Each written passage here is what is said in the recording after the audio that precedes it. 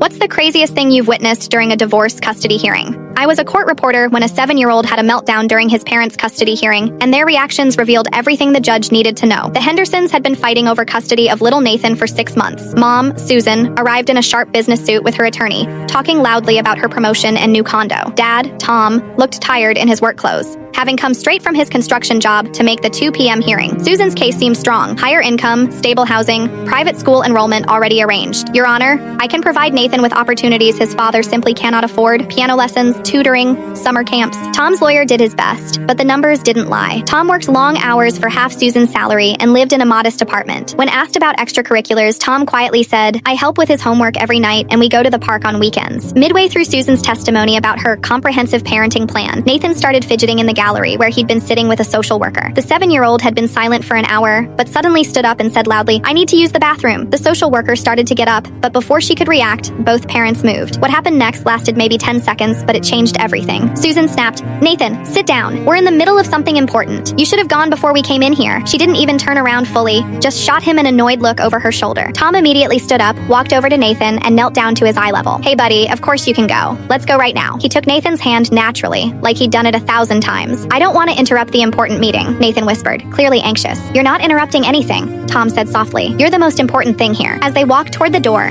Nathan suddenly stopped and burst into tears. Not bathroom urgency tears. The big, overwhelming sobs of a stressed 7-year-old who'd been holding it together too long. Susan's reaction was to look at her watch and whisper urgently to her lawyer about the delay. She kept glancing at the door like their son's breakdown was an inconvenience to her testimony. Tom just picked Nathan up and held him, not caring that his son's tears were soaking his work shirt. He didn't try to stop the crying or rush him through it. He just stood there rubbing his back, whispering, "It's okay, buddy. Take your time." When Nathan finally calmed down enough to whisper something in his dad's ear, Tom nodded and carried him back into the courtroom. "Your Honor, Nathan would like to tell you something if that's okay." The judge, a mother herself, nodded gently at Nathan. "What would you like to say, sweetheart?" Nathan, still in his dad's arms, said quietly, "I want to live with Daddy. He makes me feel safe when I'm scared." Susan immediately objected. "Your Honor, children don't always know what's best for them. He's too young to understand the advantages I can provide." The judge looked at Susan, then at Tom, who was still holding his son patiently. "Mr. Henderson, what would you like to say about your son's statement?" Tom looked down at Nathan, then back at the judge. "I'd like to say that Nathan's feelings matter more than any advantage money can buy. If he feels safe with me, then I've already given him the most important thing I can." The judge didn't need to hear any more testimony. She awarded primary custody to Tom that afternoon, with the simple explanation: the court's primary concern is the child's emotional well-being and sense of security. As we left the courthouse, I heard Nathan ask his dad, "Are we going to get ice cream?" Tom smiled and said, "How about we go to the park instead? Ice cream costs too much, but the swings are free."